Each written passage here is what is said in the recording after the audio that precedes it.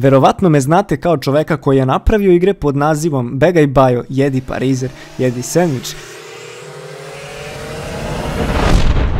Nekad se osjećam da ću ovako završiti zbog ubacivanja političara i drugih ljudi u moju igricu. A danas ću vam pokazati kako pravim nivo u jednoj od mojih igrica koja se zove Begaj Bajo. Dakle, prvo moram da pročitam vaše komentare koje mi šaljete na Instagramu. Ćao, da ti kažem nešto. Da li ćeš ti ubaciti, da li ne? Šuki dolazi da te ubije. I zatim kad imam spisak koga najviše tražite, polako mogu da krenem da ga ubacim u igricu. A osoba koju ste najviše glasali da ga ubacim je upravo Kale, gospodar vremena. Imamo osobu, znači treba da sad pronađemo neku lepu sliku na internetu od njega. Onda moramo da razmislimo zbog čega je taj Kale, gospodar vremena, tako poznat.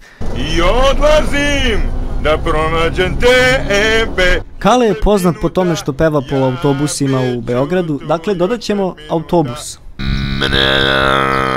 Onda moramo da shvatimo šta je to nešto dragoceno što čini Kaleta Kale, a to je... Dakle, dodat ćemo i hleb. Sad kad imamo i hleb i autobus i Kaleta, treba da dodamo neki nivo. To je, na primjer, Beograd.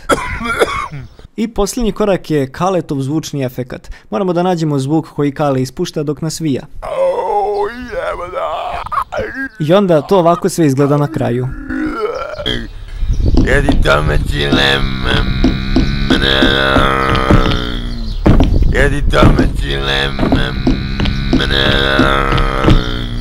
Domaćim mrenem, jedilem mrenem, domaćim mrenem. Neškajmo se. I sve što je ostalo sad je da poslažemo hleb po nivou i da ubacimo jednu malu tajnu koja će se nalaziti u ovom nivou. Brate, po Beogradu skito, ko te, brate, kad si gladan pito?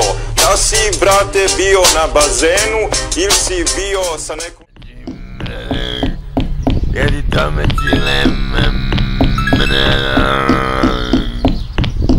Hvala svima na velikoj podršci i nadam se da ćete ostaviti like i subscribe da se vidimo i sljedeći put, a obavezni u komentarima mi napišite koga još da dodajem i šta da snimam. Tako da vidimo se u sljedećem klipu. Pozdrav!